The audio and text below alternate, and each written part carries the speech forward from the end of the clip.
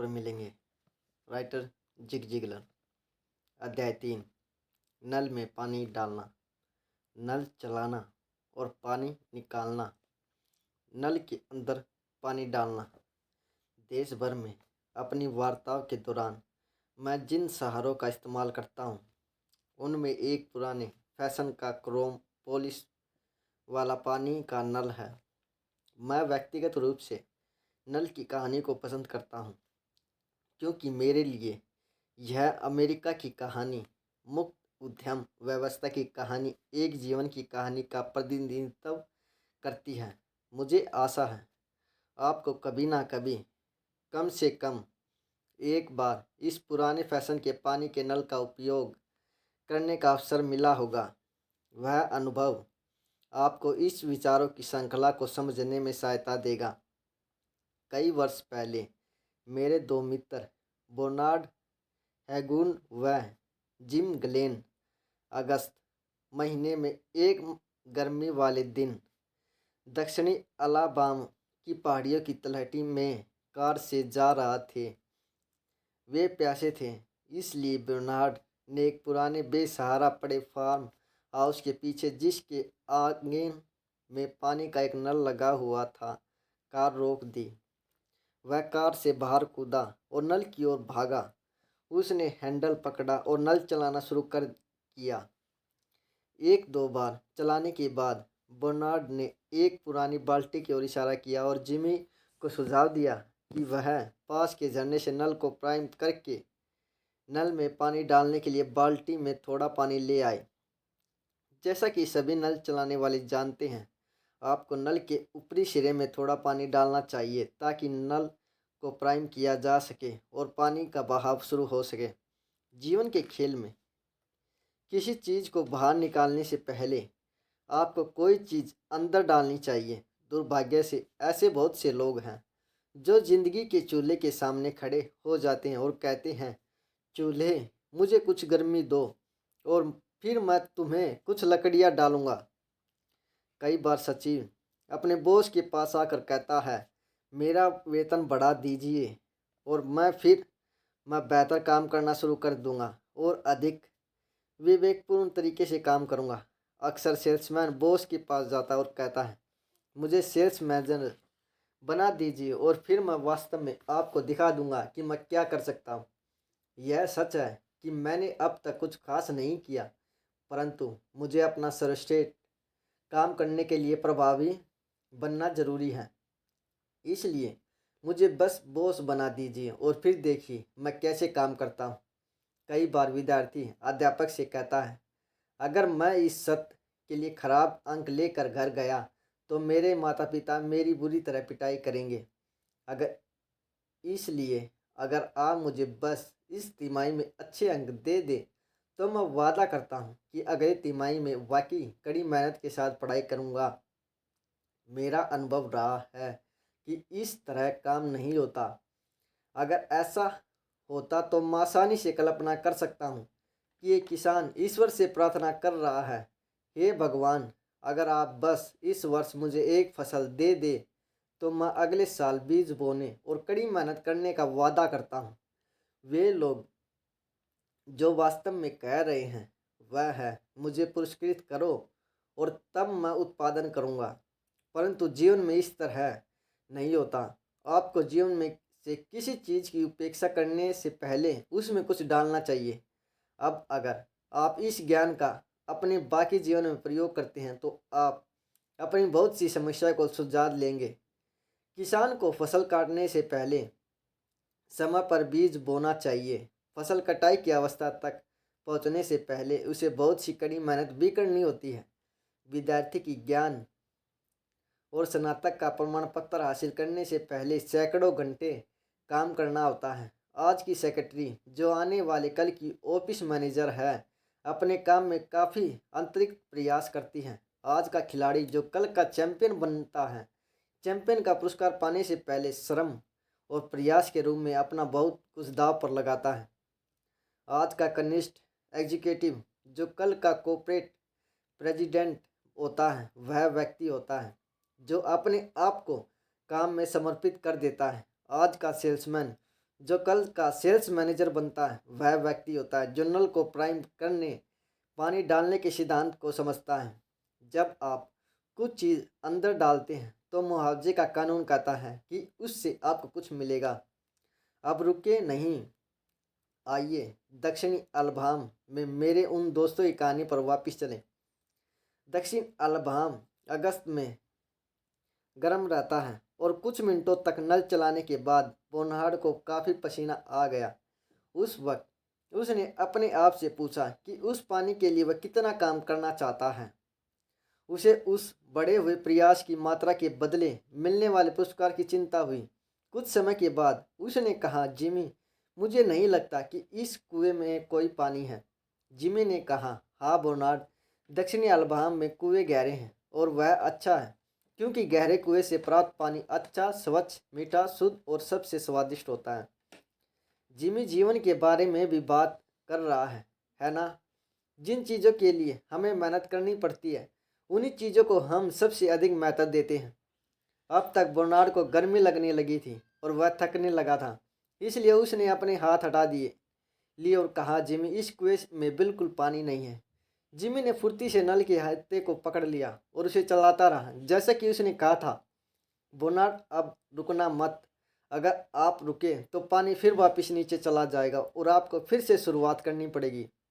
वह भी जीवन की ही कहानी है। किसी भी आयु, लिंग और पेशे से ताल्लुक़ रखने वाला ऐसा कोई व्यक्ति विद्यमान नहीं है जो कभी ना कभी ऐसा ना सोचता हो सकता है यह सोचकर कि नीचे कोई पानी नहीं है वह नल चलाना बंद कर दे। इसलिए अगर आप कभी कभी ऐसा सोचते हैं तो आपको यह जानकर राहत मिलेगी कि आप जैसा सोचने वाले बहुत लोग हैं। बस एक बात और, अब एक दिलचस्प और स्पष्ट बात पर गौर करें।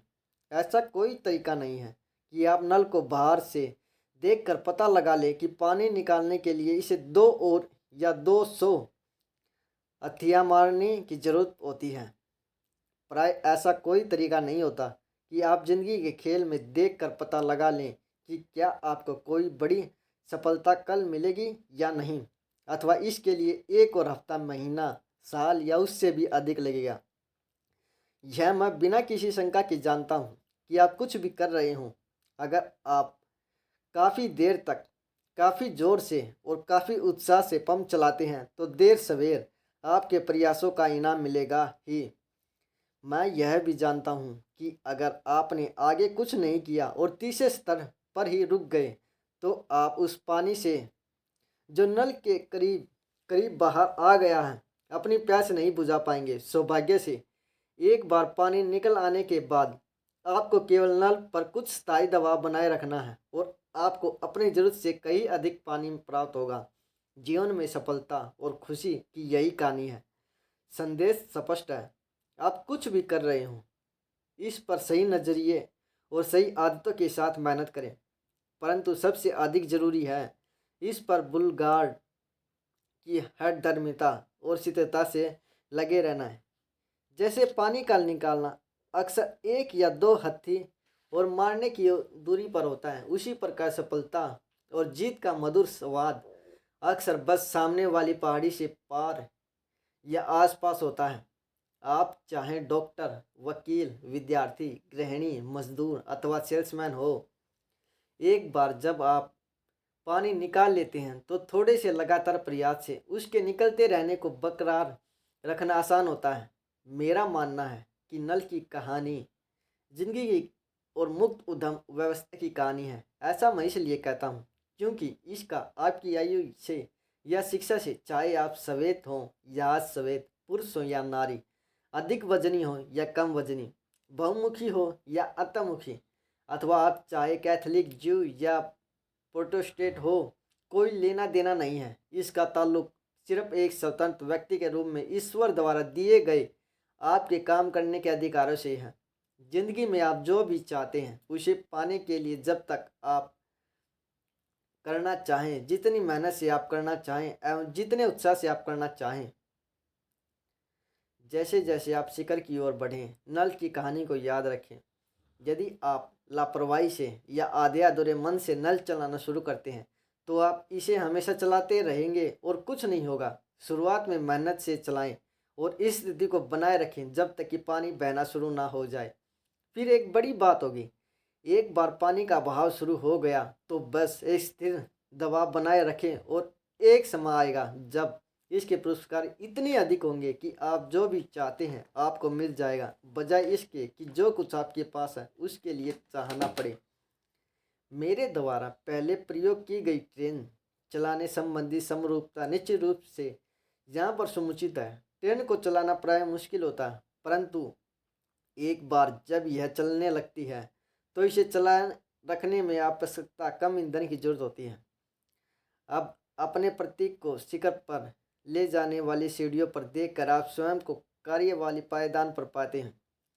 अब आप अंतिम अथवा इच्छा वाली पायदान के लिए कदम उठाने के लिए तैयार हैं, जो आपको आपके हाथों खोले जाने के लिए तैयार कल के शीशे के दरवाजे के ठीक सामने पहुंचा देगी। इस समय यह स्पष्ट है कि थोड़ी सी आंतरिक शर्म से आपको किसी के द्वारा खींचे जाने की जरूरत नहीं होनी चाहिए। आगे बढ़ो मित्र, आप जीवन के सुविदित हाल में सिर्फ एक स्फूर्ति भरे कदम की दूरी पर है। अध्याय 1, समानता से महानगरीयता की ओर। बराबर करने वाला। पुराने दिनों में पश्चिम में एक बराबर करने वाला होता था। वे इसे सिक्स शूटर कहते थे। इससे छोटा आदमी बड़े आदमी को काट कर बराबर आकार में ले आता था। आज के ज़माने में सिक्स शूटर नहीं है, परंतु बराबर करने वाला है। इसे इच्छा कहते हैं। इच्छा वह अवयव है जो साधारणता से गर्म पानी को उत्कृष्ट सफलता की भाप में बदल देता है। यह वह अवयव है जो औसत योग्यता वाले व्यक्ति को अधिक योग्यता वाले व्यक्ति से सफलतापूर्वक प्रतियोगिता करने योग्य बना देता है। इच्छा वह आंतरिक चीज है जो थोड़ा सा अंतर पैदा करती है, और यही थोड़ा सा अंतर जो जीवन में बड़े अंतर पैदा कर देता है। इच्छा अतिरिक्त है। यह आपको गर्म रखने वाले कंबल का वह भाग है जो बिस्तर से नीचे लटका रहता है। यह थोड़ा सा अतिरिक्त ही है जो पानी को भाप में बदल देता है। 211 डिग्री फ़ारेनहाइट पर पानी इतना गर्म हो जाता है कि आप इससे सेव कर सकें या एक कप कॉफ़ी बना सकें। 1 डिग्री और जोड़ें, वह गर्म पानी भाप में बदल जाता है जो ट्रेन को देश में और स्टीम शिप भाप वाला जहाज को सारी दुनिया में संचालित करता है। यही अतिरिक्त है जो आपको सीढ़ी के शिखर पर भेजेगा। यह दूसरों के लिए ऐसा कर चुका है। उदाहरण के लिए टाइकोब में इच्छा की विपुल मात्रा थी। ग्राटलेट राइस का इच्छा को हमसे संबंधित करता हुआ कहता है, मुझे वह दिन याद आता है जब कोब मांस को लोथड़ा बनाई हुई अपनी टांगों से खेला था। उसे 103 डिग्री बुखार था और डॉक्टरों ने उसे कई दिनों तक बिस्तर से ना उठने के लिए कहा था। उस दिन उसकी टीम खेल रही थी और जहाँ तक टाइकोब का संबंध था, उसके लिए टीम खेलने का मतलब था कि वह खेलेगा। वह जरूर खेला और उसे 3 हिट्स मिले। उसने 3 बेस चुराए, गेम जीता और फिर बैच पर लुढ़क गया। जब मैं इच्छा के बारे में सोचता हूँ तो मुझे बेसबॉल का एक और खिलाड़ी याद आता है। मेरे लिए पेटे ग्रेग अमर है, जो बेसबॉल में कूपर टाउन न्यूयॉर्क का सर्वकालीन ख्याति प्राप्त खिलाड़ी है। एक नौजवान के रूप में उनकी जबरदस्त इच्छा मेजर लीग बेसबॉल खेलने की थी। वह बार बार कहता था, मैं शीर्ष तक जाकर रहूँगा। उसकी महत्वाकांक्षा यानी स्टेडियम में एक गेम खेलने की थी। 1945 में ग्रे सेंट लुइस ब्राउन्स के साथ मेजर लीग में चुन लिया गया। वह मेजर टीम में केवल 1 वर्ष खेला। वह लीग का नियमित खिलाड़ी नहीं था और उसने कभी एक भी रन हिट नहीं किया। फिर भी मैं इस बात पर जोर देता हूँ कि पेटे ग्रे सर्वकालीन ख्याति प्राप्त खिलाड़ियों में अमर है। मैं ऐसा इसलिए कहता हूँ कि उसने स्वयं को शीर्ष पर पहुँचा, बावजूद इस बात के कि उसकी दाई बाजू नहीं थी। जो अभाव उसके पास था उस पर उसने दृष्टि नहीं डाली। इसके बजाय उसने जो कुछ उसके पास था उसे आशा भरी नजर से देखा। जीवन में सफलता, अच्छा हाथ मिले होने से नहीं मिलती। सफलता आपको मिले हुए हाथ को लेकर उसका अपने सर्वोत्तम योग्यता के अनुसार प्रयोग करने से निर्धारित होती है। जैसा कि प्रमुख वक्ता व चार्लोट एनसी का प्रसिद्ध टीवी व्यक्तिगत टाई बोर्ड कहता है, जो हाथ आपको मिला है उससे खेलो और उसके पूरे मूल्य के लिए खेलो। कोई व्यक्ति जो कुछ भी करता है और उसे करने में उसकी जो कुछ भी योग्यता है, इच्छा शक्ति है, व्यक्ति को अपनी उस योग्यता को अधिकतम उपयोग करने योग्य बनाती है। इच्छा व्यक्ति को सभी विरामों को खत्म करके अपना सर्वश्रेष्ठ देने के लिए बाध्य करती है। यह उसे बिना रुके पूरी गति से आगे ले जाती है। रोजमर्रा में वही व्यक्ति या टीम वही वाहन को जमीन पर सफलतापूर्वक उतार पाता है जो सभी विरामों को खत्म कर देता है। मेरे निर्णय के अनुसार हम जो कुछ भी करें उसे अपनी पूरी सामर्थ्य के साथ करें, चाहे हम कोई परीक्षा दे रहे हों, किसी काम पर जा रहे हों अथवा खेल प्रतियोगिता में शामिल हो रहे हों। हमें इसमें अपना सर्वश्रेष्ठ प्रदर्शन करना चाहिए, क्योंकि हमारी तीव्र इच्छा की शक्ति हमारे धन कमाने की शक्ति से कई अधिक महत्वपूर्ण है। जब हम इसे अपना सब कुछ दे देते हैं तो हम अपने स्वयं के साथ रह सकते हैं, परिणामों से बेपरवाह, अपने सर्वोत्तम प्रयासों से कम पर हम बस अगर कहते हुए मिलते हैं, जो कि दुख भरी बात है। नुटे रोकने ने कहा था कि बहुत से लोग सोचते हैं कि उन्हें या तो अच्छा हारने वाला होना पड़ेगा या बुरा जीतने वाला। उसने महसूस किया यह तो एक खराब प्रसंग हुई। उसने यह भी कहा कि उसकी कोई इच्छा नहीं है कि वह हारने का काफ़ी अनुभव हासिल करे ताकि अच्छा हारने वाला बन सके। उसने कहा, मुझे एक अच्छा हारने वाला दिखाओ और मैं आपको एक पराजित आदमी दिखाऊंगा। मुझे 11 खराब हारने वाले खिलाड़ी दे दीजिए और मैं आपको राष्ट्रीय चैंपियनशिप फुटबॉल दे दूंगा। मैं इस बात से सहमत हूँ कि जिस ढंग से कोई आदमी जीतता है वह उसके चरित्र का बहुत कुछ हिस्सा दिखा देता है, और जिस ढंग से वह हारता है वह उसके चरित्र को पूरी तरह से दिखाता है। तथापि मैं इच्छा, संकल्प और जीतने की इच्छा के बारे में बात कर रहा हूँ। हमें बस अच्छे हारने वाले और बुरे जीतने वाले में चुनाव नहीं करना है। हम अच्छे जीतने वाले हो सकते हैं और हमें जीतने का जितना अधिक अनुभव होता जाता है, हम अच्छे जीतने वाले के लक्षण हासिल करने में उतने ही बेहतर होते जाते हैं। यह बात टीमों के लिए कारगर है, व्यक्तियों के लिए कारगर है, और मैं इसकी गारंटी देता हूँ कि यह आपके लिए भी कारगर होगी। अपनी आरक्षित शक्तियों को पुकारिए। जीतने की इच्छा बहुत सी ऐसे लोगों को जीतने के काबिल बना देती है जो कम से कम सैद्धांतिक रूप से प्रबल रुकावटों के विरुद्ध नहीं जीत सकते थे। बिल्ली मिस्की ऐसा ही आदमी था। वह पुराने स्कूल समय से मुक्केबाज था और मुक्केबाजी में अच्छा था। वह टॉमी गिब्बंस, हैरी ग्रेब और बैटी लिंग लेविस्की जैसे लोगों से लड़ चुका था। वह विश्व की हैवीवेट चैंपियनशिप के लिए जैक डेम्पसी से भी लड़ा था। 25 वर्ष की आयु में जब उसे चोटी पर होना चाहिए था तथा और अधिक ऊंचाई छूने की दिशा में अग्रसर होना चाहिए था, वह एक गंभीर बीमारी से ग्रस्त होकर अस्पताल में भर्ती हुआ। डॉक्टर ने उसे रिंग को त्याग देने के लिए कहा। उसे वह त्याग भी देना चाहिए था, परंतु मुक्केबाजी ही एकमात्र चीज़ थी जिसे वह कर सकता था। जब तक वह 29 वर्ष का हुआ उसके गुर्दे खत्म हो चुके थे। वह जानता था कि वह बाइट रोग से मर रहा है और उस वर्ष उसने मुक्केबाजी की बस एक प्रतियोगिता की थी।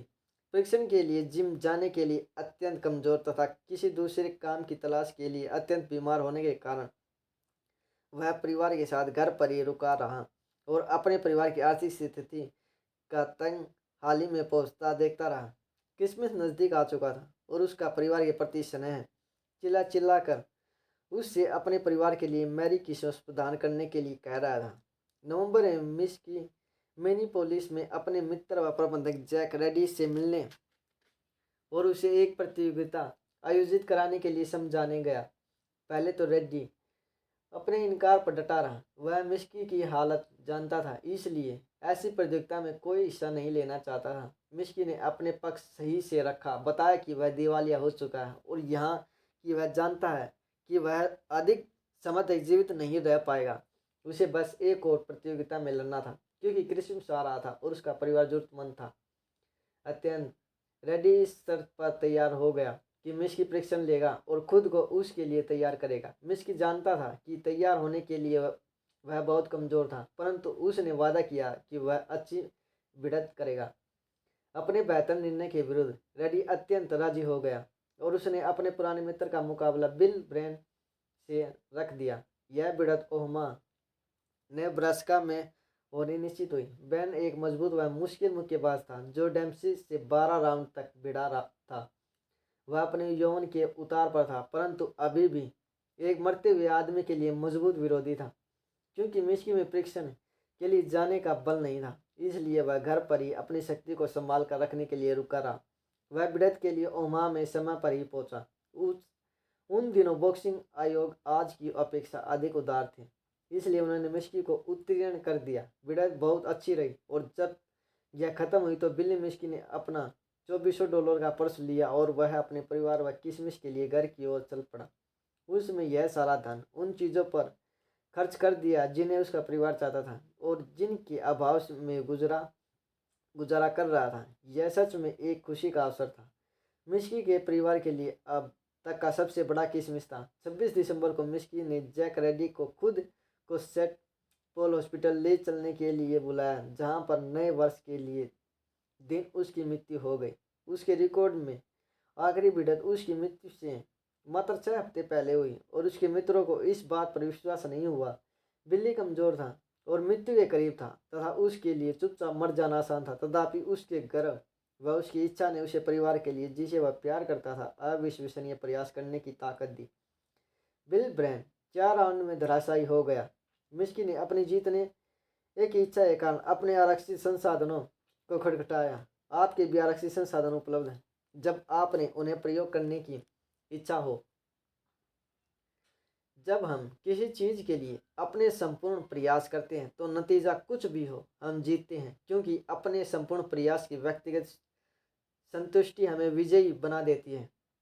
रैंडी मार्टन ने, जिसका मैं पहले भी उल्लेख कर चुका हूँ, बोस्टन मैराथन में पहली बार 1972 में प्रवेश किया। यह दौड़ 26 मील से भी अधिक लंबी है और इसका रास्ता बहुत ही मुश्किल, ऊंची नीची पहाड़ियों वाला है। डॉक्टर मार्टी मुझे बताता है कि इसे पूरा करने वाले हर धावक को पुरस्कार दिया जाता है। बहुत से धावक ऐसा मानकर दौड़ में भाग नहीं लेते कि वे जीत सकते हैं, बल्कि हर कोई जो यह दौड़ पूरी कर लेता है विजयी है, क्योंकि किसी चीज़ को अच्छी तरह से करने का सच्चा पुरस्कार उसको अच्छी तरह से कर दिया जाना है।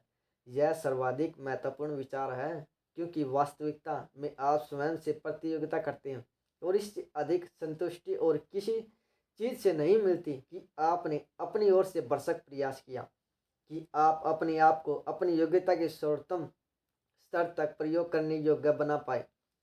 संपूर्ण प्रयास आपको एक विशेष प्रकार की विजय देता है, अपने आप पर विजय, क्योंकि जैसा एक जिम्नास्टिक चैंपियन कहता है, अपनी ओर से सर्वोत्तम प्रयास करना सर्वोत्तम होने से बेहतर है। विजयी और अभी भी चैंपियन।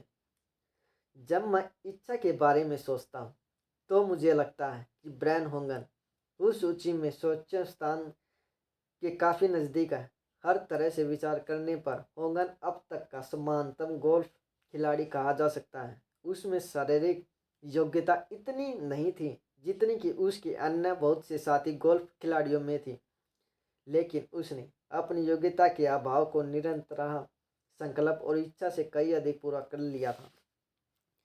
बेन होगन के वास्तव में 2 कैरियर रहे हैं, क्योंकि जब वह अपने खेल की चोटी पर था तो वह एक घातक दुर्घटना का शिकार हो गया था। एक कोहरे भरी सुबह वह अपनी पत्नी वेलेरी के साथ हाईवे पर ड्राइव कर रहा था। वे एक मोड़ पर घूमे और उन्होंने अपने ठीक सामने ग्रेहाउंड बस की लाइटें देखी। बेन के दिमाग में फौरन बस इतना सूझा कि उसने अपने शरीर को अपनी पत्नी को बचाने के उद्देश्य से उसके आगे कर दिया। उसकी इस हरकत ने निसंदेह उसका भी जीवन बचा दिया, क्योंकि स्टीयरिंग व्हील गहराई तक ड्राइवर की सीट में घुस गया था जहां पर बेन बैठा होता। बहुत दिनों तक इससे पहले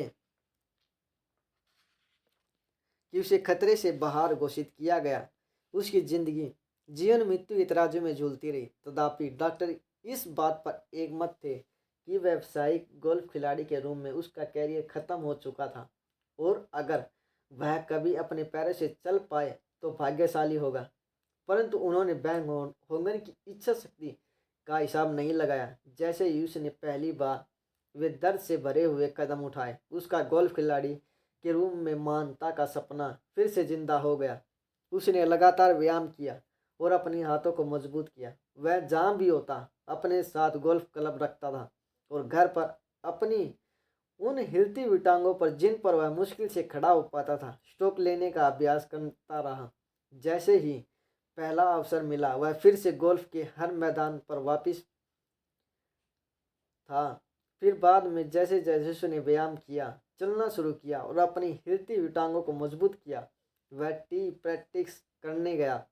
शुरू शुरू में उसने कुछ ही गेंदें हिट की, परंतु हर शत में वह और अधिक हिट करता गया।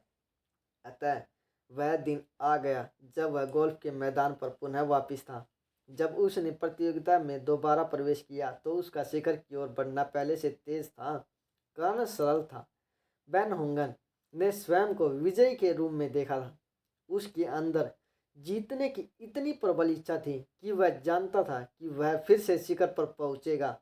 हाँ, इच्छा ही वह अवयव है जो एक औसत प्रदर्शन करने वाले और एक चैंपियन में अंतर पैदा करती है।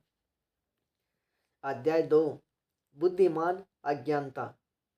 भंवरा उड़ नहीं सकता। इच्छा बुद्धिमान अज्ञानता पैदा करती है। बुद्धिमान अज्ञानता उसे न जानने की विशेषता या सामर्थ्य है जो आप नहीं कर सकते और उसे किसी भी तरह करते रहना। कई बार यह व्यक्ति से लगभग असंभव काम करा देती है। उदाहरण के लिए, कोई नया सेल्समैन किसी संस्था में भर्ती होता है। बिना किसी सेल्स के अनुभव के साथ उसे वास्तव में सेल्स के बारे में कुछ मालूम नहीं है और कोई व्यक्ति उसे प्रेरित कर देता है। परिणाम यह होता है कि वह इतना उत्साही हो जाता है कि वह सेल्स में पूरी संस्था का नेतृत्व करने लगता है। बिना यह जाने कि वह नहीं कर सकता, वह कर देता है। हो सकता है इसी कारण एक ग्रीन सेल्समैन किसी ब्लू या येलो सेल्समैन से बेहतर होता है। यह जानी पहचानी बात है कि भंवरा उड़ नहीं सकता। इसके बारे में वैज्ञानिक प्रमाण बहुत प्रबल है। भंवरा उड़ नहीं सकता, उसका शरीर बहुत भारी होता है और उसके पंख बहुत हल्के होते हैं। वायु गति विज्ञान के अनुसार भंवरे के लिए उड़ना असंभव है, परंतु भंवरा पड़ता नहीं है, वह उड़ता है। मेरे लिए एक V8 बनाओ। हेनरी फोर्ड बहुत असामान्य आदमी था। वह 35 वर्ष की आयु तक आर्थिक रूप से सफल नहीं था। उसकी शैक्षणिक शिक्षा भी बहुत कम थी। जब उसने अपना साम्राज्य स्थापित कर लिया तो उसके मन में V8 इंजन का विचार आया। अपने इंजीनियरों को एक साथ बुलाकर उसने कहा, साथियों, मैं चाहता हूं कि आप एक V8 इंजन बनाए। ये निपुणता से शिक्षित लोग गणित, भौतिकी और यांत्रिक के सिद्धांतों को जानते थे। वे जानते थे कि क्या किया जा सकता है और क्या नहीं। उन्होंने फोर्ड की ओर शिष्टाचार बस ऐसे देखा मानो आइए इस बूढ़े आदमी से परिहास करें, क्योंकि आखिरकार वह बॉस है। उन्होंने उसे बहुत धैर्य से समझाया कि V8 इंजन आर्थिक रूप से उपयुक्त नहीं है और उन्होंने यह भी समझाया क्यों इसे आर्थिक रूप से नहीं बनाया जा सकता। फोर्ड सुन नहीं रहा था।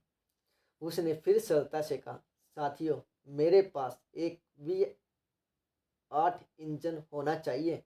मेरे लिए एक V8 बनाओ।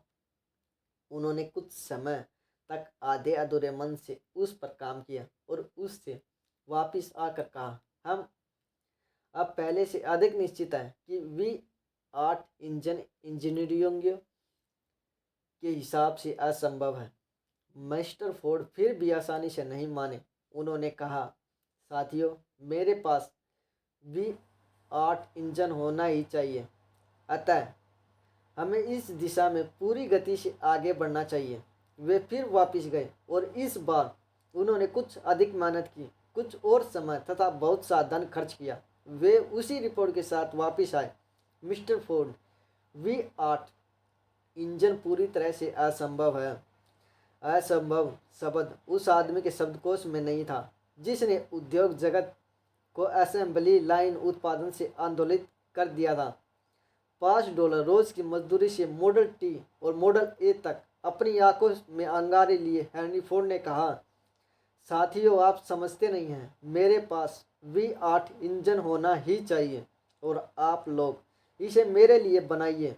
अब जाइए और इस पर काम कीजिए। अनुमान लगाइए क्या हुआ होगा। उन्होंने V8 इंजन बना दिया। उन्होंने ऐसा कर दिया क्योंकि एक आदमी इतना बुद्धिमान मतापूर्वक अज्ञानी था कि उसे ज्ञान ही नहीं था कि अमूल चीज़ नहीं हो सकती, इसलिए उसने वह कर दी। हम इसे रोजाना की जिंदगी में देखते हैं। एक आदमी कहता है कि वह नहीं कर सकता और वह नहीं कर पाता। एक आदमी कहता है कि वह कर सकता है और वह कर देता है। यह आई क्रेन की धारणा इतनी महत्वपूर्ण है कि मेमी मैककुलद ने, जो थैम्यूसिवल मेस्ट्रोल हाई स्कूल में पढ़ाती है, आँख वाले क्रेन को अपनी कक्षा में प्रयोग करने की परिकल्पना की। वह अन्य चीज़ों के साथ साथ इस पुस्तक के मूल पाठ के साथ आई कैन पाठ्यक्रम पढ़ाती है। मिसेज मैककुलद विद्यार्थियों से कक्षा में एक टीन का कैन लाने के लिए कहती है और वह एक आग की तस्वीर उस कैन पर लगा देती है, जिससे कैन एक तरह से आई कैन हो जाता है। अगर कोई विद्यार्थी मूर्ख बनाता और कहता है मैं नहीं कर सकता, तो हर कोई उसे यह याद दिलाता है कि यह आई कैन कक्षा है। सकारात्मक परिणाम अद्भुत रहे हैं। इतने अधिक नकारात्मक विचार पढ़ाए जाने के साथ क्या यह देखना स्फूर्तिदायक नहीं है कि एक छोटी सी रचनात्मक कल्पना और सकारात्मक सोच क्या कर सकती है। क्या आप सिर्फ कल्पना नहीं कर सकते कि पूरे अमेरिका की स्कूल कक्षाओं में 10,000 मेमी मैककुलद इस सिद्धांत को पढ़ाकर क्या कर सकती है। बुद्धिमान अज्ञानता और नींबू के बराबर नींबू का शरबत। द्वितीय विश्व युद्ध के दौरान एक मौके पर जनरल क्राइटन एम्बस और उनकी टुकड़ी पूरी तरह से घिरे गए थे। दुश्मन चारों तरफ था। पूर्व पश्चिम उत्तर व दक्षिणी भी इस समाचार पर उसकी प्रतिक्रिया थी। दोस्तों, इस अभियान के इतिहास में पहली बार अब हम ऐसी स्थिति में हैं कि दुश्मन पर किसी भी दिशा में आक्रमण कर सकते हैं।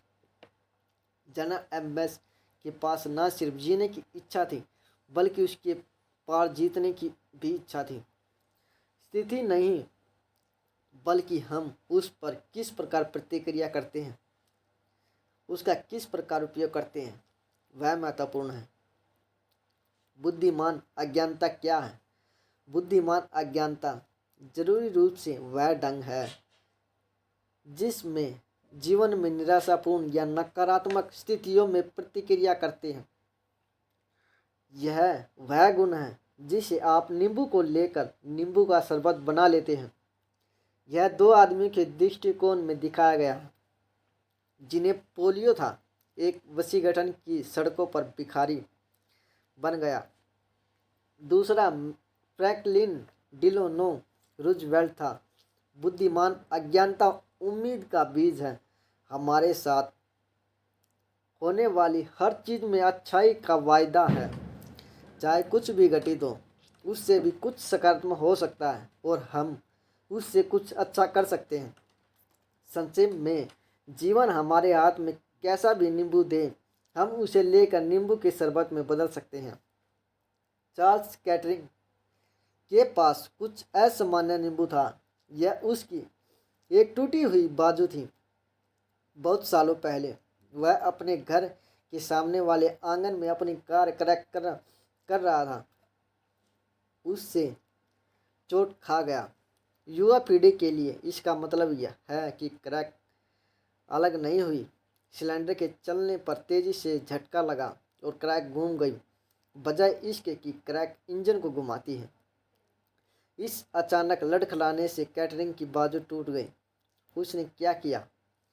पहले उसने अपने दर्द करती हुई बाजू को पकड़ा और लगभग फौरन ही उसने सोचा, कार क्रैक करते समय होने वाली यह चीज़ भयानक है। कार क्रैक करने का कोई आसान, बेहतर और सुरक्षित तरीका विकसित किया जाना चाहिए, अन्यथा लोगों में वाहन रखने की इच्छा नहीं रहेगी। इसका परिणाम यह हुआ कि उसने सेल्फ स्टार्टर का आविष्कार किया। उसका नींबू एक टूटी हुई बाजू हमारा नींबू का शरबत है। जैकब सिक का नींबू तापमान था जो 0 से 40 डिग्री नीचे चला गया। जब वह खान में सोने की खोज कर रहा था, वह ब्लेड से दाढ़ी नहीं बना पाया। इसलिए उसने पहले इलेक्ट्रॉनिक रेजर का आविष्कार किया, जो बहुत सारा नींबू का शरबत खरीदने के लिए बहुत बड़ी सोने की खान साबित हुई। नील जेफरी बेल्होर विश्वविद्यालय के तीसरी पंक्ति के क्वार्टर बैंक का नींबू बहुत बड़े आकार का था। वह अकलाता था। उसने अपने को स्टीफ को बताया कि उसका लक्ष्य विश्वविद्यालय के लिए पहली पंक्ति के क्वार्टर बैंक के रूप में खेलना था। नील की तीव्र इच्छा ने उसके सपने को साकार कर दिया और 1974 में उसने 50 वर्षों में पहली बार बेल्लोर का दक्षिण पश्चिमी चैंपियनशिप प्रतियोगिता में नेतृत्व किया। नील ने पूरी प्रतियोगिता में जीती और उससे प्रतियोगिता में सर्वाधिक मूल्यवान खिलाड़ी घोषित किया गया। यूजीन ओ'नील आवारा था जब तक कि बीमारी के रूप में उसके नींबू ने उसे अस्पताल में नहीं डाल दिया। उसने उस नींबू को नींबू के शरबत में बदल दिया, क्योंकि जब वह वहाँ पर अपनी पीठ सीधी किए लेटा हुआ था तो उसने अपने नाटक लिखने शुरू कर दिए। इसी तरह की सैकड़ों कहानियाँ बताती हैं कि क्यों और कैसे आप एक तरह से कोई भी नींबू ले सकते हैं और उस पर्याप्त इच्छा शक्ति लागू कर सकते हैं जो बुद्धिमान अज्ञानता की रचना करती है और नींबू का शरबत बन जाता है।